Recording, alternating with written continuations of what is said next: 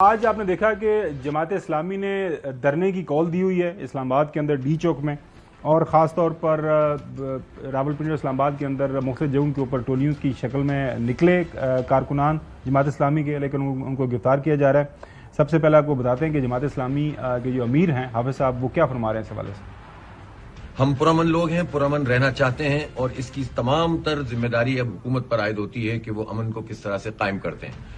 ہمیں اسلام آباد پہنچنا ہے، ہر صورت میں پہنچنا ہے، یہاں دھرنا دینا ہے، اور میں تمام لوگوں سے، ذمہ داران سے اور جماعت کے کارکنوں سے کہنا چاہتا ہوں، اسلام آباد کو انہوں نے کنٹینروں سے بند کر دیا ہے، لیکن جہاں پر رکاوٹ ہو وہیں پر دھرنا ہوگا، اور ایک دھرنے کو ہم کئی دھرنوں میں تبدیل کریں گے۔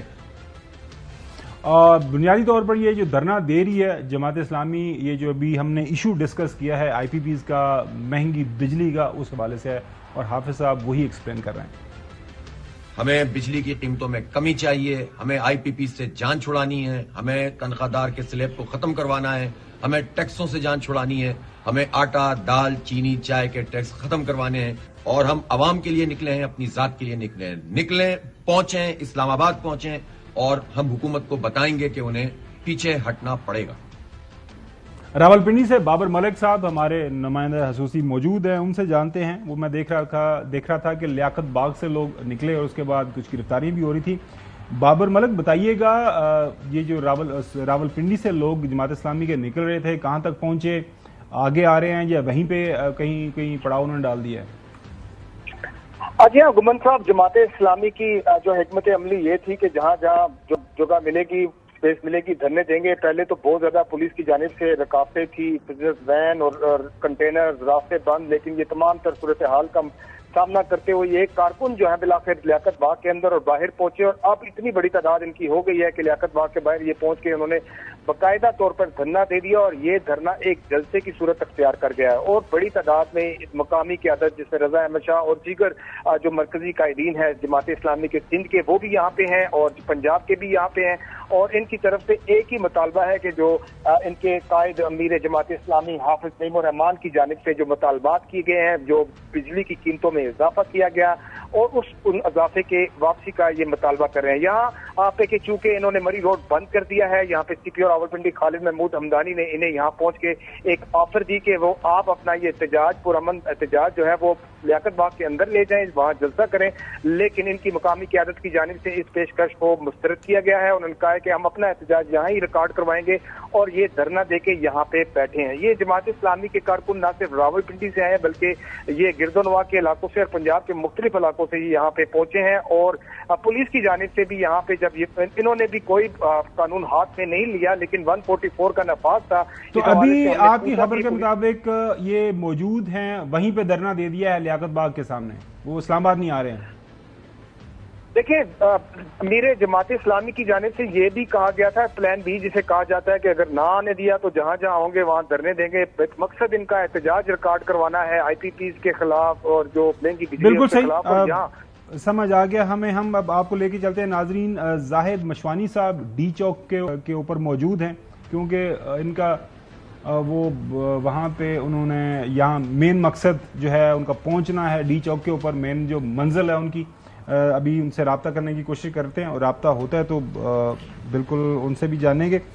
ناظرین، اگلی سٹوری کی طرف بڑھتے ہیں۔ پاکستان کے اندر پاکستان تحریک انصاف ظاہر ہے اس وقت سیاست کا موضوع بنا ہوا ہے۔ اب ہر روز ہمیں کوئی نیا بیان سننے کو ملتا ہے پاکستان تحریک انصاف کی طرف سے۔ تحریک انصاف گزشتہ 2 دن سے کچھ اچھی خبریں دینے کی کوشش کر رہے ہیں، ان کے اندر کتنی جان ہے، کتنی حقیقت ہے۔ سب سے پہلے تو آپ کو اسد کیسر صاحب کا بیان کل بھی آپ کو سنایا تھا، وہ کہہ رہے ہیں کہ دسمبر تک معاملات ہمارے کافی کنٹرول میں آ جائیں گے۔ دیکھو، مجھے اچھی امید ہے۔ وہ کس بنیاد پر امید ہے؟ دیکھو، کچھ چیزیں آپ دیکھ نہیں سکتے، لیکن آپ کو احساس ہوتا ہے، ایک سینس ہوتا ہے، تو اس کی وجہ سے میں محسوس کرتا ہوں کہ انشاءاللہ تعالی آئندہ وقت جو ہے نا تحریک انصاف کا ہے۔ مجھے امید ہے یہ دسمبر تک جو ہے نا حالات ٹھیک ہو جائیں گے۔ میں جو سمجھتا ہوں کیونکہ ہماری سیٹیں اتنی آ جائیں گی کہ ہم اپنی حکومت بنا سکیں گے۔ عمر ایوب صاحب، لیڈر دا اپوزیشن، ان کی کل ملاقات ہوئی اپنے جو لیڈر سے، بانی پی ٹی آئی سے، اڈیالہ جیل کے اندر۔ اڈیالہ جیل سے جب وہ باہر آئے تو انہوں نے جو بانی پی ٹی آئی کا پیغام سنایا، وہ کل سے زیر بحث ہے۔ وہ کیا پیغام ہے، سنیے۔ سب سے اہم میسج تو 4-5 اہم پیغام تھے وزیراعظم عمران خان صاحب کے قوم کے نام. سب سے پہلی چیز یہ ہے کہ جنرل عاصم منیر جو کہ chief of the army staff ہیں، ان کو یہ چیز باور ہونی چاہیے، ریئلائز ہونا چاہیے کہ موجودہ جو پی ڈی ایم کی یا شہباز شریف کی جو حکومت ہے، ان کی پوری کوشش ہے کہ فوج کو اور پی ٹی آئی کو اور پاکستان کی عوام کو آمنے سامنے کھڑا کر دیا جائے. اس کے ساتھ ساتھ انہوں نے کہا جی پیغام دیا ہمارے چیئرمین نے، ہمارے پارٹی کے قائد نے کہ آپ انتخابات کی تیاری کریں. کہ وزیراعظم عمران خان صاحب نے یہ کہا ہے قوم کے نام پہ کہ آپ تیاری کریں، ملک میں عام انتخابات ہونے والے ہیں، ایک بار پھر ہوں گے اور صاف شفاف انتخابات ہوں گے تو پاکستان تحریک انصاف انشاءاللہ تعالی سویپ کرے گی.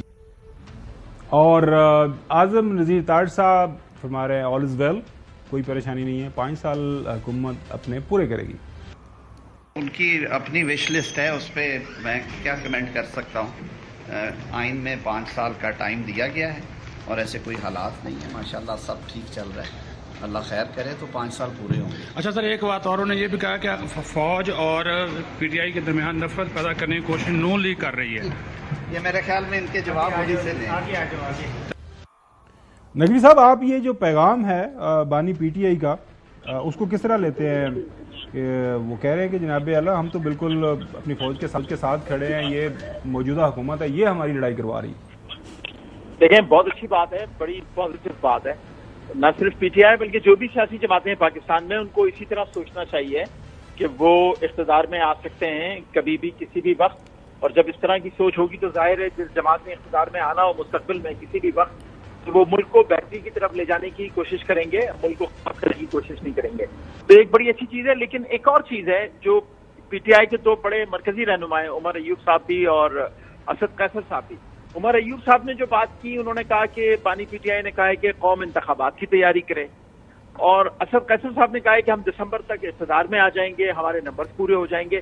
تو ان دونوں باتوں میں ٹکراؤ بہت ہے.